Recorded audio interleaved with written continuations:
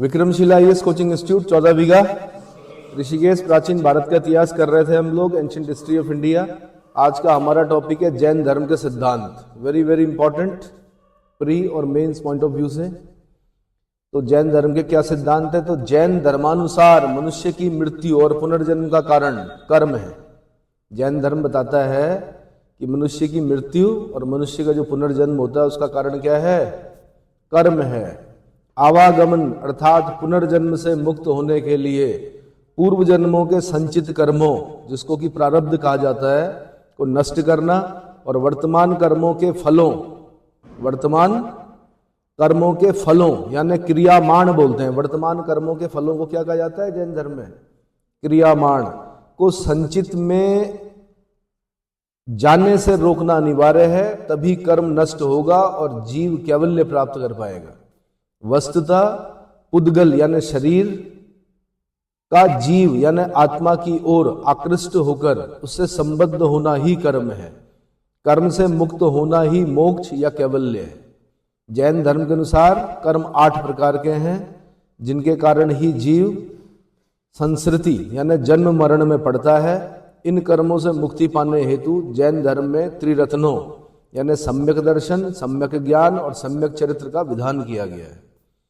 अब आप ये समझ लीजिए कि उस समय की जो जिस पर विचार कर रहा था मनुष्य, जो धार्मिक आंदोलन चल रहे थे, अधिकतर में देखेंगे आपकी पुनर्जन्म से मुक्त होने आएगी। मोक्ष नहीं बोलते जिसको हम लोग, क्या बोलते हैं? मोक्ष की प्राप्ति यानी जन्म मरण के बंधनों से मुक्त हो जाना।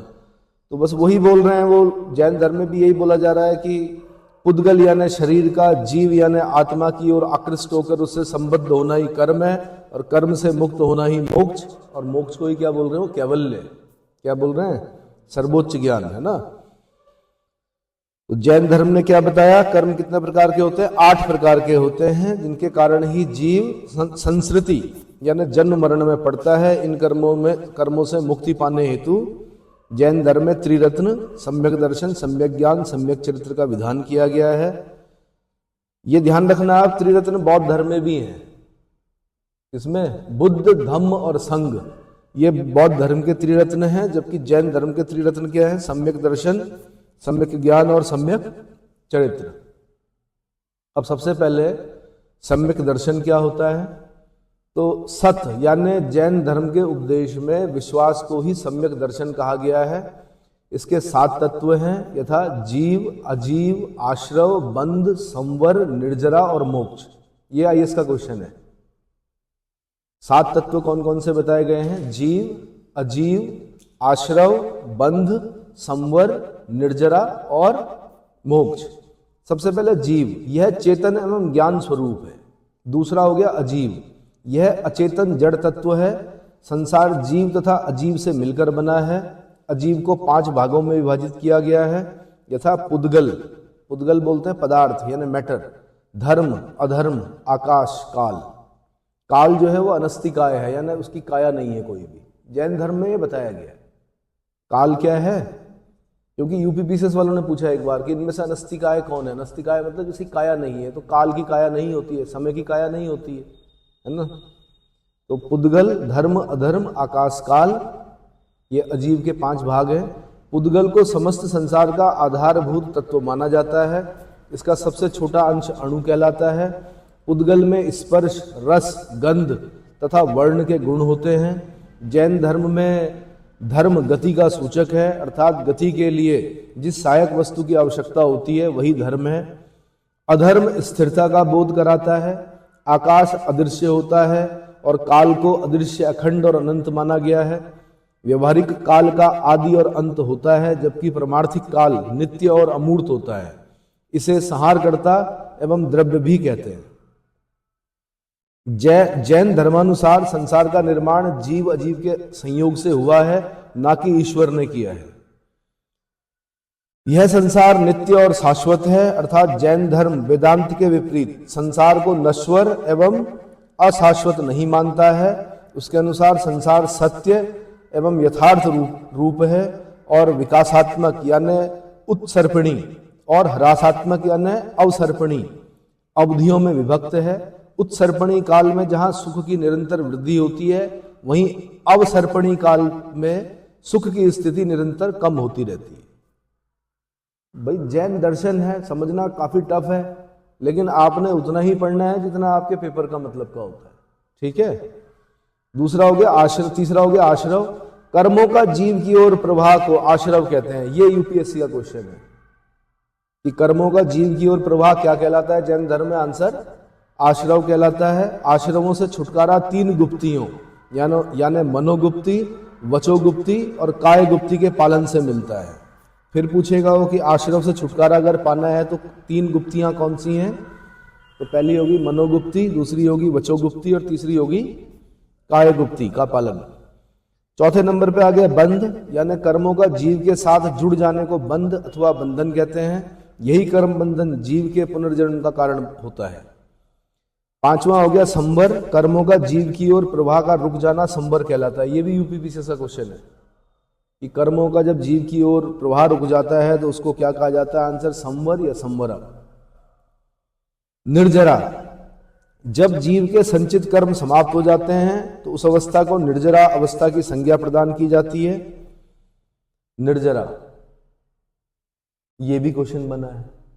अब पहली बार पढ़ने में बड़ा टफ लगता है, लेकिन मैंने कहा क्वेश्चन ऐसे ही बनते हैं कि जब जीव के संचित कर्म समाप्त हो जाते हैं तो उस अवस्था को जैन धर्म में क्या कहा गया है। निर्जरा। क्या कहा गया है। निर्जरा, है ना।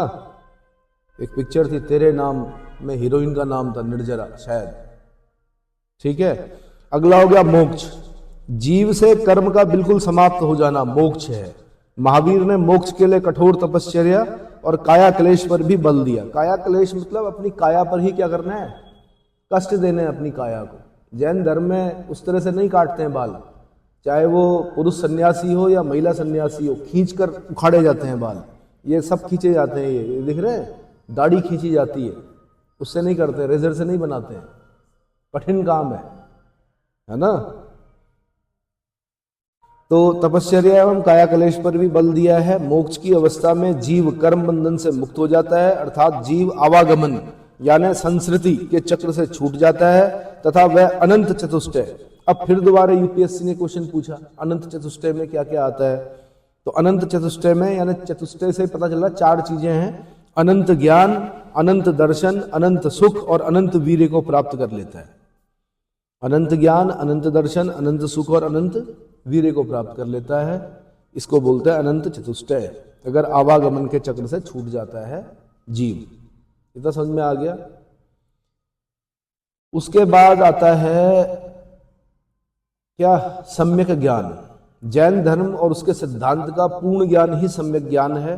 5 प्रकार का होता है। नंबर 1 मति ज्ञान, मतिजन्य भी बोलते हैं, श्रुतिजन्य, मतिजन्य, अवधिजन्य, मन पर्याय। तो मति ज्ञान क्या है, इंद्रियों द्वारा प्राप्त ज्ञान जो है वो मति ज्ञान है। इंद्रियों द्वारा प्राप्त ज्ञान, आप कोई चीज खा रहे हो, आपकी जो स्वादेंद्रियां हैं वो आपको बता रही हैं कि खट्टा है, ये मीठा है, ये कड़वा है, बता रही है, मतिजन्य। दूसरा हो गया श्रुतिजन्य, अर्थात सुनकर प्राप्त किया गया ज्ञान। कैसा, सुनकर प्राप्त किया गया ज्ञान। उसमें भी तीर्थंकरों के वचन अगर आप सुनेंगे तो आपको क्या होगा, ज्ञान प्राप्त होगा, है ना। ऐसी अवधि ज्ञान, वह दिव्य अलौकिक आत्मज्ञान जो इंद्रियों की सहायता के बिना प्राप्त किया जाए, अवधि ज्ञान कहलाता है। यानी इंद्रियों की सहायता के बिना जो ज्ञान प्राप्त हो रहा है उसको क्या बोल रहे हैं, अवधि ज्ञान। उसके बाद मन पर्याय, सामान्य जन के मन स्थिति यानी मन की बात जान लेने का ज्ञान। इसको क्या कहा गया है जैन धर्म में, मन पर्याय ज्ञान कहा गया। ठीक है, तो जो सम्यक ज्ञान है वो अगर मैं बोलूं तो मति, श्रुति, अवधि, मन पर्याय और कैवल्य। तो मति मैंने बता दिया इंद्रियों द्वारा प्राप्त ज्ञान, श्रुति मैंने बता दिया सुनकर प्राप्त किया गया ज्ञान, अवधि बता दिया इंद्रियों की सहायता के बिना आत्मशक्ति से प्राप्त अलौकिक और दिव्य ज्ञान। मन पर्याय मतलब हो गया अन्य व्यक्तियों के मन की बात जान लेने का ज्ञान, और कैवल्य हो गया पूर्ण ज्ञान। यह केवल तीर्थंकरों को ही प्राप्त होता है, कैवल्य। ठीक है, कैवल्य जो है पूर्ण ज्ञान अर्थात अनंत चतुष्टय को प्राप्त होना, यह ज्ञान केवल तीर्थंकरों को प्राप्त होता है। जैन दर्शन में ज्ञान प्राप्ति के 2 साधन बताए गए हैं। नंबर 1 प्रमाण, नंबर 2 नय। नंबर 1 प्रमाण और नंबर 2 नय। ज्ञान प्राप्ति के प्रथम साधन प्रमाण में प्रत्यक्ष प्रमाण, अनुमान, उपमान एवं शब्द को सम्मिलित किया जाता है। प्रत्यक्ष प्रमाण मति ज्ञान में और अंतिम तीन अनुमान, उपमान और शब्द प्रमाण श्रुति ज्ञान में अंतर्निहित है। आंशिक ज्ञान का निश्चय ज्ञान के द्वितीय साधन नय द्वारा होता है। किसके द्वारा?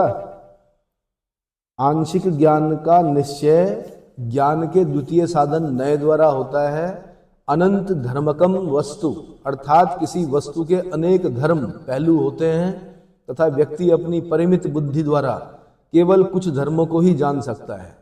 आंशिक ज्ञान का यही दृष्टिकोण जैन धर्म दर्शन में शादवाद या सप्त भंगिने और नयवाद या सप्तधी सिद्धांत और अनेकांतवाद की संज्ञा से विहित किया जाता है। अब शादवाद बड़ा इंपॉर्टेंट है जैन धर्म में, बार बार पूछता है संख्या कितनी है ना? तो शादवाद की संख्या जो है वो 7 है। कितनी? तो जैन धर्म दर्शन है ये। अब आप खुद सोच लीजिए कि ये बिफोर क्राइस्ट में ये ज्ञान, इतने ज्ञानी लोग थे कहाँ पर? इस देश में। आपकी अभी समझ में नहीं आ रहा है कि बोलना क्या चाह रहे हैं, लेकिन वो बहुत गूढ़ बातें कर रहे हैं। मतलब वो पारलौकिक, इहलौकिक, पारलौकिक वो सब बारे में सोचकर बात कर रहे हैं, है ना? तो अब आप सोच लीजिए कि कितने बुद्धिमान लोग रहे होंगे। शादवाद या सप्तभंगनीय या अनेकांतवाद के बारे में बता रहा हूं मैं। शादवाद जैन धर्म के मान्य सिद्धांतों में से एक प्रमुख सिद्धांत है। वस्तुतः शादवाद का अर्थ सापेक्षवाद होता है। यह जैन धर्म के अंतर्गत किसी वस्तु के गुण को समझने, समझाने और अभिव्यक्त करने का सापेक्षिक सिद्धांत है। इसके अनुसार किसी वस्तु के अनंत गुण होते हैं।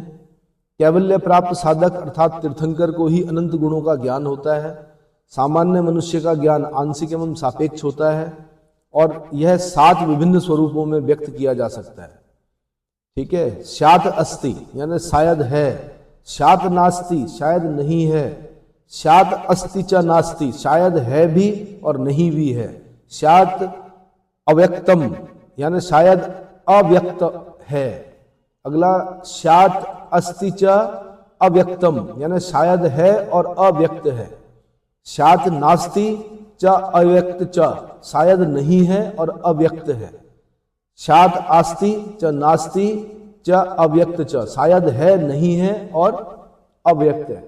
इसको आम भाषा में हम ये भी बोलते हैं कि शायद है, शायद नहीं है, शायद है भी और नहीं भी है, शायद है पर व्यक्त नहीं किया जा सकता, शायद नहीं है पर व्यक्त किया जा सकता है, शायद है और नहीं है व्यक्त नहीं किया। इस प्रकार से शादवाद के सिद्धांत है। ठीक है? ज्ञान के इस स्वरूप को ही सप्तभंगनीय या शादवाद या अनेकांतवाद की संज्ञा दी जाती है। इसे वास्तविकता की बहुलता का सिद्धांत भी कहते हैं। वास्तविकता की बहुलता का सिद्धांत। अगला, सम्यक चरित्र व आचरण। सुख दुख रहित पवित्र आचरण को त्रिरत्न में सम्यक चरित्र कहा गया है। त्रिरत्नों में सर्वाधिक बल सम्यक चरित्र पर दिया गया है। यह भिक्षु भिक्षुणियों और श्रावक श्राविकाओं, श्रावक श्राविकाएं बोलते हैं जो गृहस्थ भिक्षु होते हैं, गृहस्थ जो लोग होते हैं, श्रावक श्राविकाओं के लिए अलग अलग निर्धारित किया गया है। भिक्षुओं के लिए निर्धारित आचरण में 5 महाव्रत और गृहस्थों के लिए नियत व्रत को 5 अणुव्रत, 3 अणुव्रत और 4 शिक्षा व्रत में विभक्त किया गया है। 5 महाव्रत क्या हैं? अहिंसा, सत्य, आस्तेय, अपरिग्रह, ब्रह्मचर्य। ये 5 महाव्रत हैं जिनका विधान भिक्षुओं के पालन हेतु किया गया है। प्रथम 4 व्रत भगवान पार्श्वनाथ के समय में ही प्रचलित थे। स्वामी महावीर स्वामी जी ने इसमें 5वां व्रत ब्रह्मचर्य को शामिल किया। इस ब्रह्मचर्य को शामिल किया। ये क्वेश्चन कई बार आता है कि महावीर स्वामी जी ने कौन सा महाव्रत जोड़ा था? आंसर ब्रह्मचर्य। ठीक है?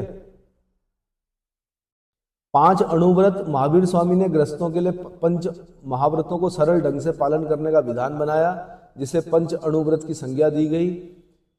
इसमें अतिवादिता और कठोरता का अभाव है। ये 5 अणुव्रत हैं: अहिंसा अणुव्रत, सत्याणु अणुव्रत, आस्तेय अणुव्रत, अपरिग्रह अणुव्रत और ब्रह्मचर्य अणुव्रत। फिर उसके बाद है 3 अणुव्रत। इन्हें 3 गुणव्रत भी कहते हैं। इसके द्वारा गृहस्थों के करणीय, अकरणीय एवं भोगों की सीमा का निर्धारण किया गया है। ठीक है? तो मैं पहले बता देता हूं जैन धर्म के 5 जो महाव्रत हैं वो कौन कौन से हैं। तो जैसे पंच महाव्रत में सत्य, अहिंसा, आस्तेय, अपरिग्रह, ब्रह्मचर्य, उसको भी अगर मैं एक्सप्लेन करूं तो सत्य में क्या है कि अनुविम भाषी, सोच विचार कर बोलना। अनुविम भाषी मतलब सोच विचार कर बोलना, विचारों में भी हिंसा नहीं होनी चाहिए, सोच में भी हिंसा नहीं होनी चाहिए। दूसरा है कोहम परिजानाति, यानी क्रोध आने पर शांत रहना। कोहम परिजानाति मतलब क्रोध आने पर भी शांत रहना। अगला है लोभम परिजानाति, यानी लोभ होने पर मौन रहना। अगला है हासम परिजानाति, हंसी में भी झूठ नहीं बोलना। भयम परिजानाति, भय होने पर भी झूठ ना बोलना। मतलब सत्य का इतना टफ 5 रूप दिए गए हैं। अनुविम भाषी, सोच कर बोलना, यानी सोच, आपने झूठ नहीं निकलना चाहिए, इतना सत्य बोलना है कि कोई भी चीज झूठ नहीं होनी चाहिए। ठीक है। कोहम परिजानाति, लोभम परिजानाति, हासम परिजानाति और भयम परिजानाति। समझ में आ गया? ना तो हंसी में, ना भय में, ना लोभ में, ना क्रोध में, ना बिना सोचे समझे किसी भी प्रकार से क्या नहीं बोलना है, झूठ नहीं बोलना है, हमेशा सत्य बोलना है। अहिंसा की अगर मैं बात करूं तो इरिया समिति, संयम से चलना जिससे कुचलकर कीटों आदि की हिंसा ना हो, इसको क्या बोलते हैं? इरिया समिति। जब चलना भी है तो आपके पैरों के नीचे कोई चींटी, कोई कीड़ा मकोड़ा, कोई भी क्या नहीं होना चाहिए, इतनी अहिंसा करनी है। अगला है भाषा समिति, संयम से बोलना जिससे कटु वचन से किसी को कष्ट ना हो। भाषा समिति में क्या है? संयम से बोलना जिससे कटु वचन से किसी को कष्ट ना हो। ऐसणा समिति, संयम से भोजन ग्रहण करना जिससे कीड़े मकोड़ों की हत्या ना हो, यानी सूर्योदय के बाद और सूर्यास्त से पहले। समझ में आ गया? अब बोलोगे सूर्यास्त के बाद क्यों? तो सूर्यास्त के बाद कई प्रकार के बैक्टीरिया क्या होने लग जाते हैं, एक्टिव हो जाते हैं, कीड़े मकोड़े जो भी हैं ना। इसलिए कभी जैनियों के विवाह समारोह में जाना तो वहां पर शाम तक शादी क्या हो जाती है, संपन्न हो जाती है ना। रात का वेट मत करना कि रात को खाना मिलेगा, सूर्यास्त से पहले पहले भोजन हो जाएगा, और उसमें भी प्याज लहसुन वगैरह कुछ नहीं मिलेगा आपको। समझ में आया? कंदमूल भी नहीं खाते, कंदमूल नहीं खाते, मना है। इतना कठोर नियमों का पालन कर सकते थे क्या? इसीलिए जैन धर्म बहुत ज्यादा नहीं फैला इस देश में। बौद्ध धर्म जो था मध्यम मार्गीय था, ये अतिवादी थे, इन्होंने इतना ज्यादा वो कर दिया। भाई खेती कैसे करेगा किसान, हल कैसे चलाएगा, कीड़े मकोड़ों की हत्या हो जाएगी। तो किसने अपनाया इसको? जैन धर्म को व्यापारियों ने अपनाया। किसने संरक्षण जो दिया? राजाओं और व्यापारियों ने दिया। ठीक है। ऐसणा समिति, संयम से भोजन ग्रहण करना जिससे कीड़े मकोड़ों की हत्या ना हो। आदान निक्षेप समिति, वस्तुओं को उठाने रखने में सावधानी जिससे किसी जीव की हत्या ना हो। और व्युत्सर्ग समिति, मल मूत्र का त्याग ऐसे स्थान पर करना जिससे किसी जीव की हिंसा ना हो। तो सत्य अहिंसा तो ये हो गया। अब है आस्तेय। आस्तेय मतलब बिना किसी अनुमति से उसकी वस्तु न लेना। आस्तेय मतलब क्या होता है? चोरी ना करना। तो बिना किसी की अनुमति से उसकी वस्तु न लेना। कानून में भी परिभाषा जो है चोरी की वो यही है कि आपने अगर किसी से पूछे बिना उसके किसी वस्तु को एक स्थान से उठाकर दूसरे स्थान पर भी रख दिया तो वो भी चोरी है। वो भी क्या है? चोरी। अगर आप मेरे से पूछे बिना मेरा पेन क्या कर रहे हो, ले रहे हो, उसके बाद उससे काम करके फिर वहीं पे रख दे रहे हो, ये भी चोरी है। क्या है? हाँ, अगर मेरे से पूछ लिया, मैंने ओके कर दिया, तब आप कर सकते हैं, लेकिन मेरे से पूछे बिना आपने 4 पेज लिख दिए, वो भी चोरी है। समझ में आ गया? दूसरा, बिना आज्ञा किसी के घर में प्रवेश न करना। बिना आज्ञा किसी के घर में प्रवेश न करना। गुरु की आज्ञा के बिना भिक्षा में प्राप्त वस्तु को ग्रहण न करना। बिना अनुमति के किसी के घर में निवास न करना। किसी के घर में निवास करते समय बिना उसकी अनुमति के किसी वस्तु का उपयोग न करना। ये सब आस्तेय के अंतर्गत बताया गया। जैन धर्म कितना महान धर्म था, लेकिन मैंने कहा इसको फॉलो करना एक आम आदमी के बस की बात नहीं होती है। इसके लिए तो आपको साधुता लानी पड़ेगी अपने जीवन में, है ना। अगला है अपरिग्रह। अपरिग्रह मतलब संचय न करना, किसी भी प्रकार की संपत्ति एकत्रित न करना, क्योंकि संपत्ति से आसक्ति व मोह उत्पन्न होता है। लेकिन ये भी बता दूं आपको कि सेकंड रिचेस्ट कम्युनिटी पारसियों के बाद इस देश में कौन है? जैन लोग। Second richest community. अपरिग्रह मतलब संचय न करना, लेकिन धनाढ्य तो व्यक्ति संचय करने से ही होता है मेरे ख्याल से। अगला है ब्रह्मचर्य, किसी स्त्री से बात ना करना, किसी स्त्री को ना देखना, स्त्री के संसर्ग को ना सोचना, शुद्ध व अल्प भोजन करना, जहां कोई स्त्री अकेली रहती हो ऐसे घर में ना जाना। ये ब्रह्मचर्य के अंतर्गत क्या है बताया गया। इतना समझ में आ गया। 3 जो गुणव्रत हैं वो उसमें क्या क्या है। गुणव्रत में गृहस्थ को सुविधानुसार अपने कार्य क्षेत्र की सीमा निर्धारित करना चाहिए। दूसरा इसमें बोला गया मात्र योग्य अनुकरणीय कार्य करें। और तीसरा भोग और भोजन की सीमा का निर्धारण कर उसका उल्लंघन ना करें। भोग और भोजन की सीमा का निर्धारण करके उसका उल्लंघन ना करें। ऐसी 4 शिक्षा व्रत हैं। 4 शिक्षा व्रत क्या क्या हैं। देशावकाशिक, सामयिक व्रत, प्रोषधोपवास और व्ययावृत्य। देशावकाशिक में क्या कहा गया, किसी देश की सीमा से आगे न जाने का व्रत। सामयिक व्रत में बोला गया सांसारिक चिंताओं से मुक्त होकर दिन में 3 बार ध्यान करना। प्रोषधोपवास जो है वो उपवास व्रत करना। और व्ययावृत्ति में बोला गया दान पूजा आदि कार्य करते रहना। ये किसमें है, 4 शिक्षा व्रत में है। यानी जैन धर्म में गृहस्थों को कैवल्य प्राप्ति पथ पर अग्रसर होने के लिए 4 शिक्षा व्रतों के अनुकरण को आवश्यक बताया गया है। जैसे देश की सीमा से आगे न जाएं, यानी देशावकाशिक, दिन में 3 बार सांसारिक दुश्चिंताओं से मुक्त होकर ध्यान लगाएं, इसको बोला गया सामयिक व्रत। फिर बोला गया उपवास व्रत करें यानी प्रोषधोपवास। और फिर परमार्थ कार्य यानी व्ययावृत्ति संपन्न करें।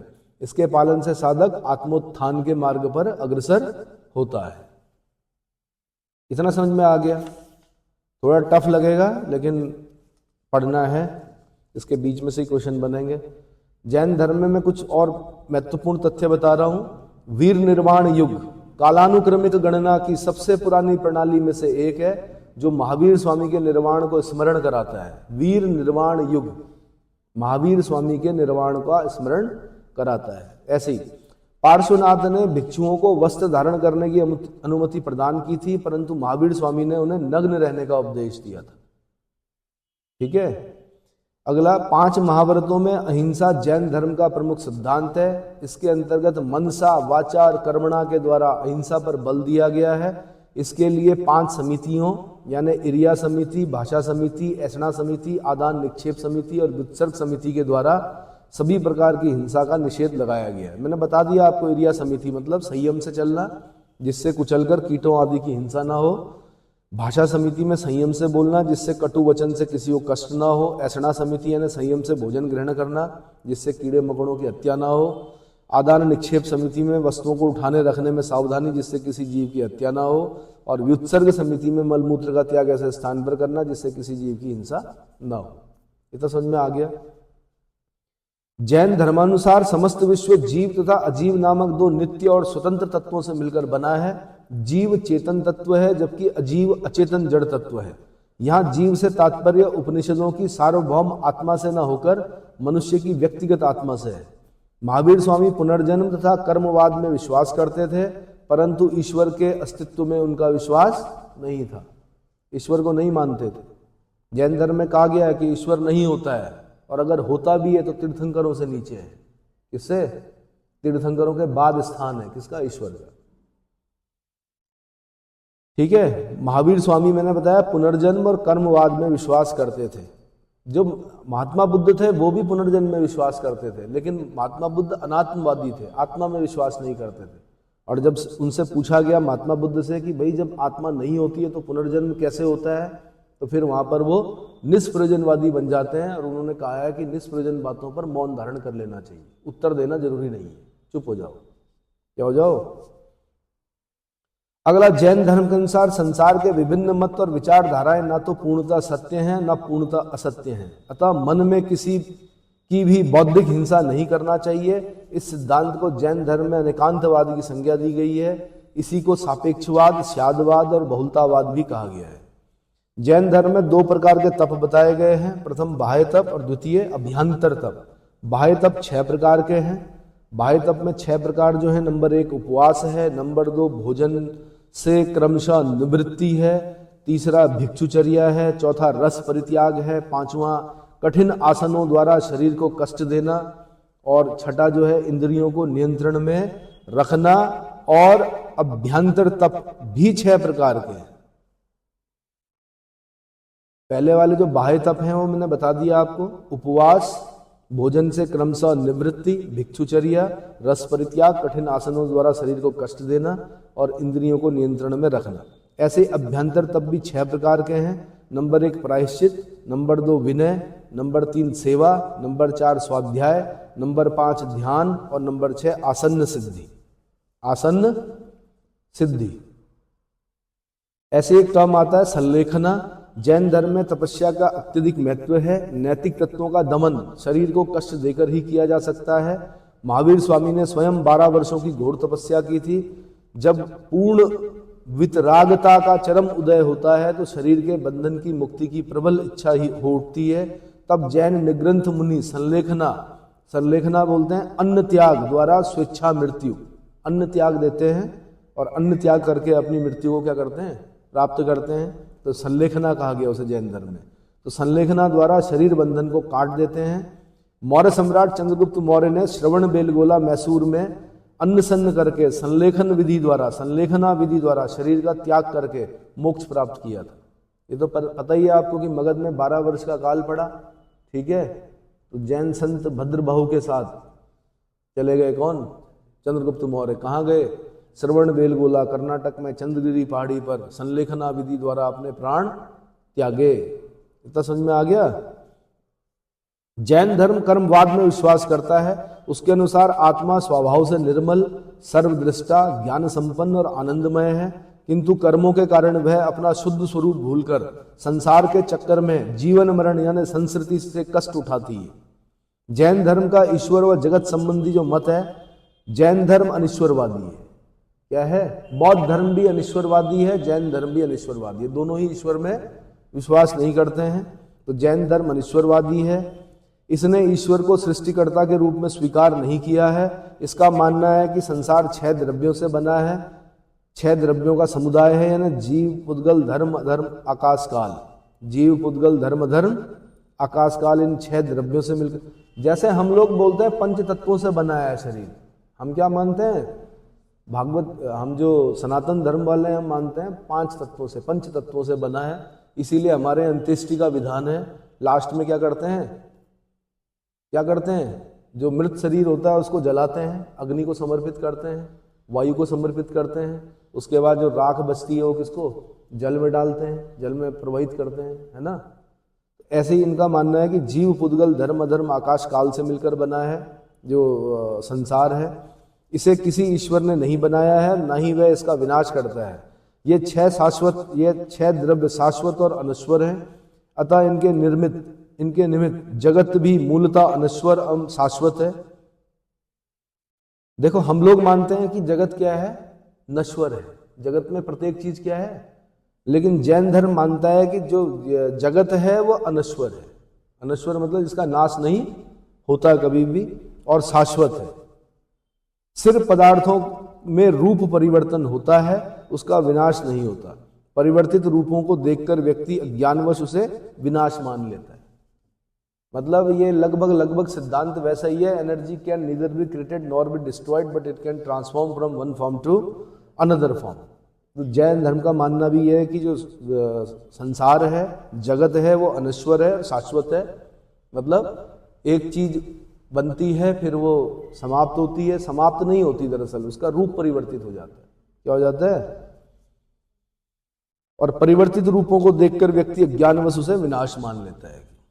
संसार में आत्मा के सिवा कुछ भी असीम नहीं है। यदि आत्मा असीम है तो इसके इतर और कोई असीम कैसे हो सकता है, ये जैन धर्म का मानना है। इतना समझ में आ गया, इतना समझ में आ गया। अब मैं बता रहा हूं आपको जैन संघ के बारे में। पार्श्वनाथ ने ही अपने अनुयायियों को 4 गणों में विभाजित कर प्रत्येक गण को एक एक गणधर के अधीन किया था। पार्श्वनाथ ने ही चतुर्विध संघ, मुनि, आर्यिक, श्रावक, श्राविका का विधान किया था। उसी का अनुसरण करते हुए महावीर स्वामी ने संघ को गणतंत्रवादी आधार प्रदान करके इसे अधिक अधिक सुदृढ़ करने का प्रयत्न किया। महावीर स्वामी ज्ञान प्राप्ति के पश्चात पावापुरी गए। उस समय वहां ब्राह्मणों का एक यज्ञ हो रहा था। तभी 11 ब्राह्मण उनसे वाद विवाद हेतु आए। महावीर ने सभी को परास्त किया और वे उनके मत के अनुयायी हो गए। यही महावीर के 11 गणधर हैं। कितने भाई? पार्श्वनाथ के 4 थे गणधर, इनके कितने हैं? 11 गणधर। और महावीर स्वामी की मृत्यु के समय एक ही गणधर बचा हुआ था खाली। उसका नाम पूछा उत्तराखंड पीसीएस वालों ने। एकमात्र गणधर कौन था जो बचा रहा? कब तक? महावीर स्वामी की मृत्यु के समय। ठीक है, तो पावापुरी में महावीर स्वामी ने 11 गणधरों के अधीन संघ को 11 गणों में विभाजित किया। ये 11 गणधर कौन कौन थे? इंद्रभूति गौतम, अग्निभूति गौतम, वायुभूति गौतम, व्यक्त स्वामी, सुधर्मा स्वामी, मंडित पुत्र, मौर्य पुत्र, अकंपित गौतम, अचल भ्राता, मेतार्य स्वामी और प्रभा स्वामी।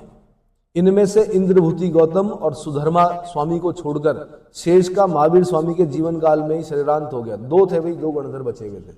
सुधर्मन भी बोला जाता है इनको। क्या बोला जाता है? सुधर्मा स्वामी और इंद्रभूति गौतम यही थे। बाकी सब अपना शरीर छोड़ गए थे जीवन काल में महावीर स्वामी के ही। जिस समय महावीर को निर्वाण प्राप्त हुआ उस समय इंद्रभूति गौतम को ज्ञान प्राप्त हुआ। उसी समय इंद्रभूति गौतम को ज्ञान प्राप्त हुआ। महावीर के पश्चात जैन संघ का अध्यक्ष क्रमशः इंद्रभूति गौतम, सुधर्मा स्वामी, जम्बू स्वामी, संभूति विजय और भद्रबाहु बने। ये क्रम है इनका। जैसे मुस्लिमों में पढ़ते हैं ना हम, अबू बकर, उमर, उस्मान, अली, पैगंबर मोहम्मद की मृत्यु के बाद जो खलीफा बने 4, तो वो कौन थे? ये भी यूपीएससी का क्वेश्चन है। अबू बकर, उमर, उस्मान और अली। ऐसे ही आपको यहाँ पे जैन संघ के अध्यक्षों का क्रम पढ़ना पड़ेगा। तो महावीर स्वामी की मृत्यु के बाद बने इंद्रभूति गौतम, उसके बाद बने सुधर्मा स्वामी, उसके बाद बने जम्बू स्वामी, उसके बाद संभूति विजय और उसके बाद भद्रबाहु। ठीक है। मगध के शासक धनानंद के समय जैन संघ में फूट पड़ गई। तब 2 अध्यक्ष संभूति विजय और भद्रबाहु बने थे। माना जाता है कि जम्बू स्वामी के पश्चात कैवल्य ज्ञान और निर्वाण का द्वार बंद हो गया। ठीक है भाई। अच्छा, कषाय क्या होता है? तो कषाय मतलब क्रोध, मान, माया, लोभ आदि हमारी कुप्रवृत्तियों को ही जैन धर्म में कषाय कहा गया है। क्या कहा गया है? क्रोध, मान, माया और लोभ, ये 4 जो कुप्रवृत्तियां हैं, इनको जैन धर्म में क्या कहा गया है? कषाय कहा गया है। जैन धर्म की 4 गतियां जो हैं वो कौन कौन सी हैं? देवगति, मनुष्य गति, त्रियच गति और नरक गति। देवगति लोभ के कारण होता है, मनुष्य गति मान के कारण होता है, त्रियच गति जो है माया के कारण होती है और नरक गति क्रोध के कारण होती है।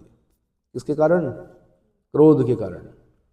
अब जैन धर्म का प्रचार प्रसार बता रहा हूं। महावीर स्वामी ने जैन धर्म के प्रचार प्रसार हेतु अनेक स्थानों की धर्म यात्रा की। इसके लिए वह राजगृह, चंपा, मुंगेर, वैशाली, मिथिला, काशी, कौशाम्बी, कोसम बोलते हैं इसको, अयोध्या यानी साकेत और श्रावस्ती यानी सहेत महेत। श्रावस्ती को आज क्या बोलते हैं? सहेत महेत। ये यूपीपीसी से क्वेश्चन है। श्रावस्ती का वास्तविक वर्तमान नाम क्या है? सहेत महेत। आदि स्थानों की यात्रा की। जैन धर्म में प्रचार प्रसार में विभिन्न राजवंशों का सहयोग बहुत महत्वपूर्ण था। महावीर स्वामी स्वयं एक राजकुल से संबंधित थे, इसलिए इस धर्म को राजाओं का आश्रय प्राप्त होता रहा। महावीर स्वामी की माता त्रिशला या विदेह दत्ता स्वयं लिच्छवी कुल के प्रमुख चेटक की बहन थी और चेटक की पुत्री छलना का विवाह मगध नरेश बिंबसार से हुआ था।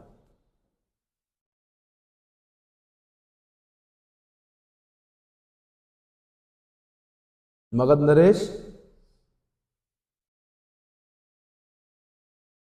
छलना का विवाह मगध नरेश बिंबसार से हुआ था। मगध के राजा बिंबसार और अजातशत्रु को जैन धर्म का अनुयायी बताया गया है। जैन साहित्य में बिंबसार को श्रेणिक कहते हैं। बिंबसार का नाम क्या है?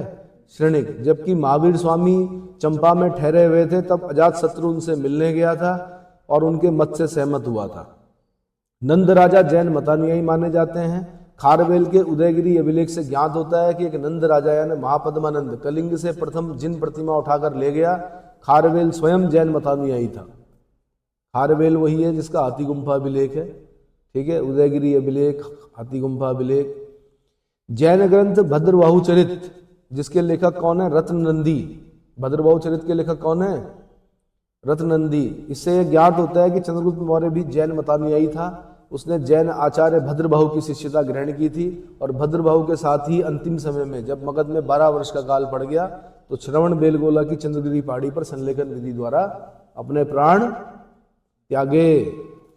अशोक का पौत्र संप्रति भी जैन मतानुयायी था। उसने जैन धर्म में सुहस्ती उसे जैन धर्म में सुहस्ती ने दीक्षित किया था।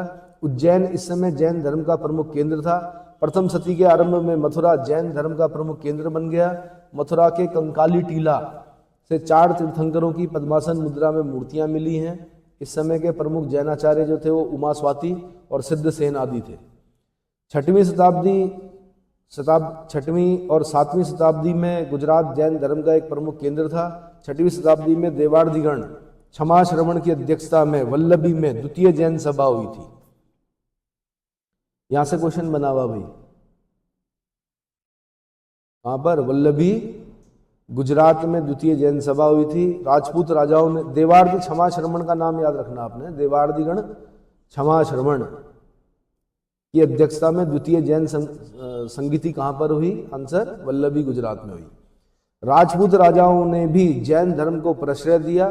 चालुक्य, गंग, चंदेल शासकों ने विशेष रूप से इस धर्म को आश्रय प्रदान किया। इसको हाईलाइट करना पड़ेगा आपको। चालुक्य, गंग और चंदेल, ये चंदेल वही हैं जिन्होंने खजुराहो के मंदिर बनवाए।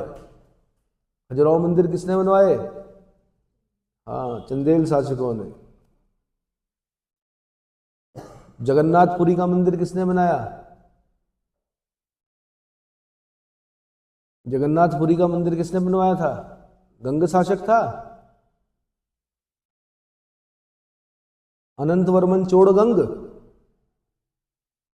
जगन्नाथपुरी का जो मंदिर बनवाया है वो अनंतवर्मन चोड़गंग ने बनवाया है, गंग शासक। तो गंग कहाँ थे आपके? उड़ीसा वाली साइड में थे। चालुक्य आपको पता ही है ना, अनंतवर्मन चोड़गंग। चालुक्य वंश के संस्थापक मूलराज ने एक जैन मंदिर का निर्माण करवाया। चालुक्य नरेश जयसिंह के दरबार में हेमचंद्र नामक जैनाचार्य का निवास था। हेमचंद्र ने परिशिष्ट पर्वण लिखी है। क्या लिखी है? चालुक्य नरेश जयसिंह के दरबार में एक विद्वान रहते थे, जैन विद्वान, जिनका नाम था हेमचंद्र, और उन्होंने लिखी थी परिशिष्ट पर्वण। जयसिंह का भतीजा और उत्तराधिकारी कुमारपाल तो हेमचंद्र को अपना गुरु मानता था और उसने जैन मत का अतिशय प्रचार किया। पशु हिंसा और मांस भक्षण पर रोक लगा दिया। इस समय आबू पर्वत पर अनेक भव्य मंदिरों का निर्माण हुआ। तो दिलवाड़ा मंदिर है माउंट आबू में, वो भी जैन धर्म के मंदिर है। दिलवाड़ा मंदिर क्या है? जैन धर्म से संबंधित है, माउंट आबू राजस्थान में। दक्षिण भारत में जैन धर्म का प्रथम संकेत संगम काल में ही देखने को मिलता है।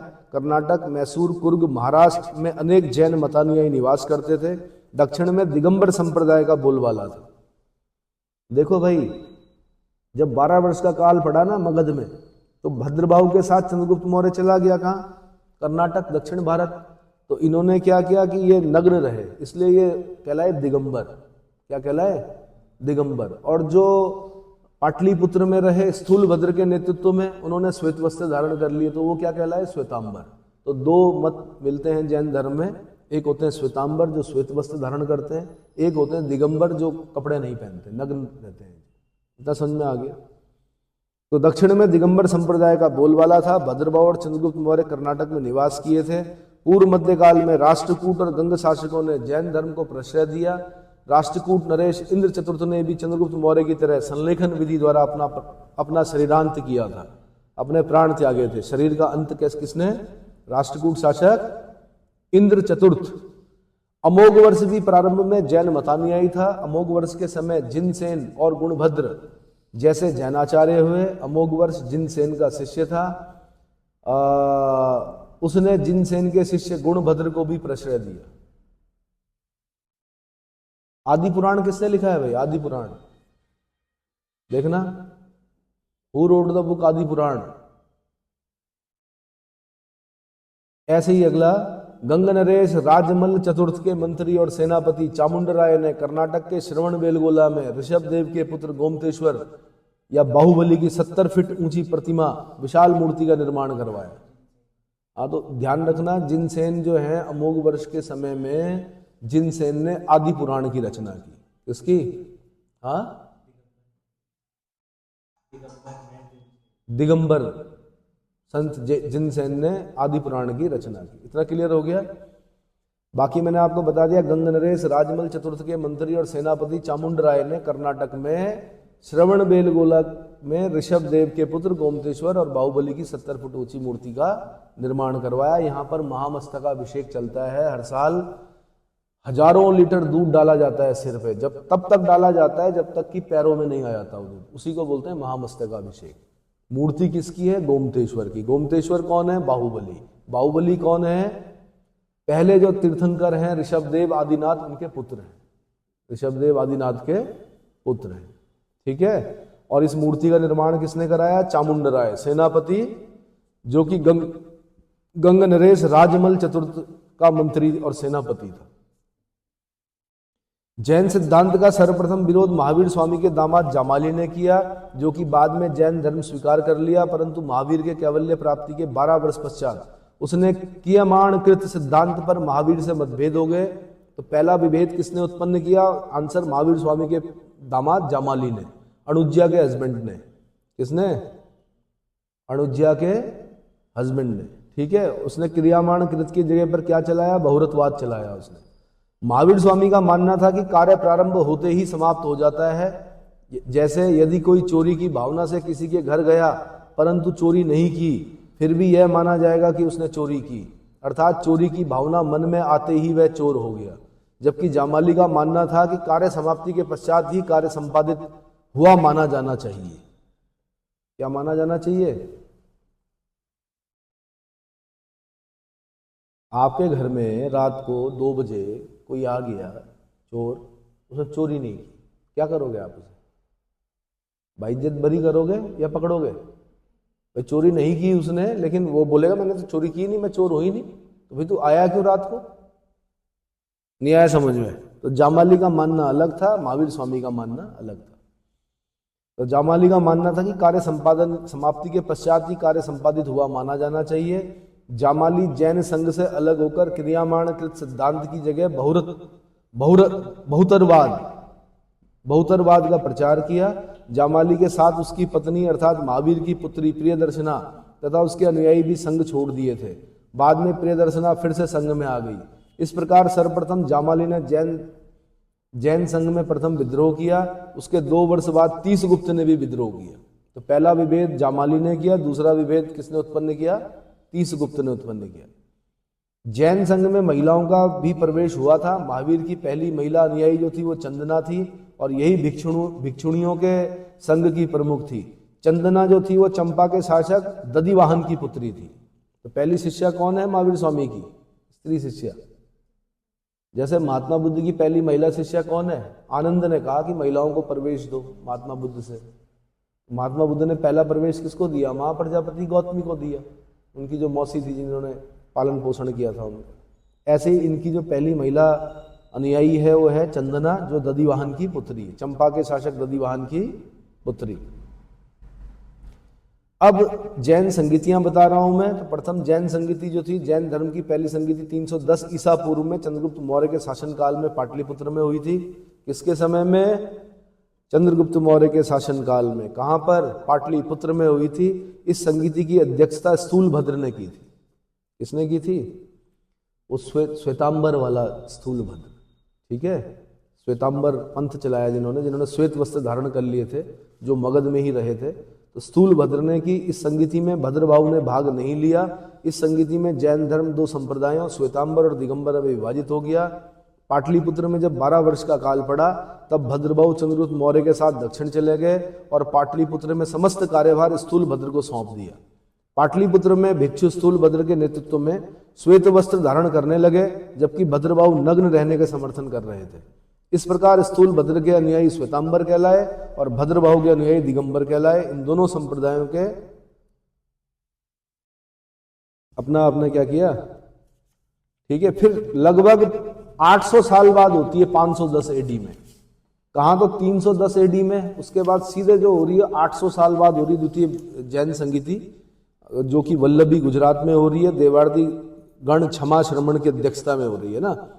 फिलहाल आगे बता रहा हूं मैं। जैन सिद्धांत व ग्रंथों को लेकर भी विवाद था। जैन धर्म के प्राचीन ग्रंथ जिन्हें जिन्हें पुव्वो कहा जाता था के अंतिम ज्ञाता भद्रबाहु माने जाते थे। इसी दौरान स्थूल भद्र के नेतृत्व में श्वेतांबरों ने 12 अंगों की रचना अर्धमागधी में की, जिसे भद्रबाहु ने मान्यता नहीं दी।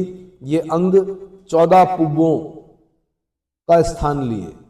12 अंग हैं, 12 उपांग हैं, 6 छेद सूत्र हैं, 10 प्रकीर्ण हैं, 63 सलाका पुरुष हैं जैन धर्म में। लेकिन उससे पहले के जो वो थे ग्रंथ थे उनको क्या कहते थे? 12 क्या थे? सॉरी, जैन धर्म के जो प्राचीन ग्रंथ थे उनको क्या कहते थे? पूर्व भी बोलते हैं, पुव्वो भी बोलते हैं। पुव्वो क्या बोलते हैं? ठीक है, अच्छा जी। द्वितीय जैन संगीति, यह संगीति वल्लभी गुजरात में 512 एडी में देवार्दिगण क्षमा श्रमण की अध्यक्षता में हुई। जैन धर्म का निश्चित स्वरूप निर्धारित करने के लिए यह सभा बुलाई गई थी। इस संगीति में जैन आगम साहित्य को क्या बोलते हैं? आगम। जैन साहित्य को क्या कहा जाता है? जैन आगमों को अंतिम रूप से संकलित करके उन्हें लिपिबद्ध किया गया। महावीर स्वामी के निर्माण के 840 वर्षों के पश्चात आर्य स्कंदिल की अध्यक्षता में मथुरा में और नागार्जुन सूरी की अध्यक्षता में वल्लभी में 2 सभाएं हुई थी, जिनमें जैन धर्म ग्रंथों का संकलन किया गया। परंतु एक साथ दोनों सभाओं के न होने के संकलन में एक रूपता नहीं रही, फलतः विभेद उत्पन्न हो गया और इसी मतभेद को समाप्त करने के लिए वल्लभी में सभा आयोजित की गई थी। इतना समझ में आ गया?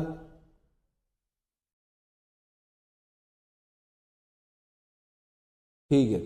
श्वेतांबर और दिगंबर संप्रदाय में क्या भेद होते हैं?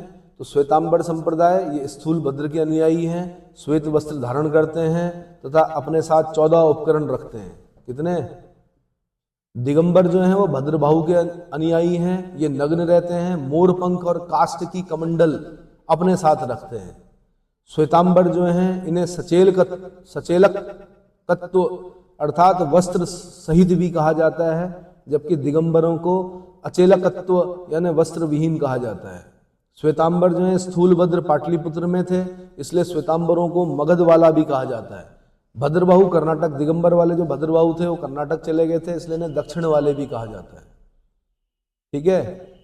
श्वेतांबर इनके अनुसार कैवल्य के पश्चात ही केवली कवलाहर यानी भोजन ग्रहण करते हैं, जबकि दिगंबर जो है इनके अनुसार कैवल्य ज्ञान के पश्चात केवली भोजन ग्रहण नहीं करता है।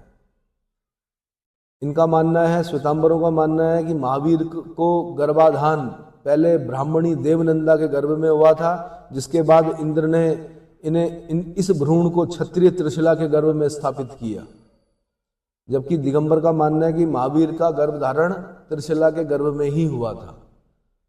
फिर श्वेतांबर मानते हैं कि महावीर का विवाह 15 वर्ष की आयु में यशोदा से हुआ था, इनकी एक पुत्री अनुज्जा थी। जबकि दिगंबर मानते हैं कि महावीर स्वामी बाल ब्रह्मचारी थे। श्वेतांबर मानते हैं श्वेतांबर परंपरा में तीर्थंकरों की प्रतिमा लंगोट कोपीन धारण किए हुए आभूषणों से सुशोभित होती हैं, जबकि दिगंबर परंपरा में तीर्थंकरों की प्रतिमा नग्न अशोभित और नीचे की ओर नेत्र किए हुए ध्यानावस्था में होती है। श्वेतांबर जैन आगम साहित्य को मानते हैं, जबकि दिगंबरों की मान्यता मूल आगम ग्रंथ खो चुके हैं, ये स्थूल भद्र के समय रचे गए आगमों को नहीं मानते। श्वेतांबर महान शिक्षकों के जीवन वर्णन को चरित्र कहते हैं, दिगंबर महान शिक्षकों के जीवन वर्णन को पुराण कहते हैं। क्या कहते हैं? आदि पुराण जिनसेन, है ना। श्वेतांबरों के अनुसार 19वें तीर्थंकर मल्लीनाथ महिला थी। श्वेतांबरों के अनुसार स्त्री भी मोक्ष प्राप्त कर सकती है। दिगंबर जो है मल्लीनाथ को पुरुष मानते हैं। दिगंबरों के अनुसार महिलाओं के लिए मोक्ष प्राप्त करना संभव नहीं है, क्योंकि इनके लिए नग्न होना आवश्यक है, जो स्त्रियों के लिए व्यवहार्य नहीं है। श्वेतांबर जो है जैनियों को यति आचार्य और साधु कहा जाता है। दिगंबर जैनियों को झुल्लक एल्लक और निग्रंथ भी कहा जाता है। श्वेतांबर संप्रदाय में बनवासी मुनियों को संवेगी और मठवासी मुनियों को जति या श्री पूज्य कहा जाता है। दिगंबर मुनियों को वन में अर्थात बस्ती से दूर रहने का विधान है, परंतु मुस्लिम आक्रमण के समय धर्म के बचाव हेतु ये मंदिरों और चैत्यों में रहने लगे और इन्हें भट्टारक कहा गया।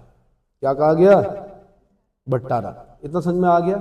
और जो ज्यादा क्वेश्चन बनते हैं मैंने बता दिया, जैन संगीतियों से बनते हैं। प्रथम जैन संगीति 310 बिफोर क्राइस्ट ईसा पूर्व, और द्वितीय जैन संगीति 512 एडी एनो डोमिनी। ठीक है। पहला पहला जो जैन संगीति हुई वो पाटलिपुत्र में हुई, दूसरी वल्लभी में हुई। पहली की अध्यक्षता स्थूलभद्र ने की थी और दूसरी की अध्यक्षता देवार्दी गण क्षमा श्रमण ने की थी। पहली जो जैन संगीति वो चंद्रगुप्त मौर्य के समय में हुई थी, दूसरी का पता नहीं है किसके समय हुई थी।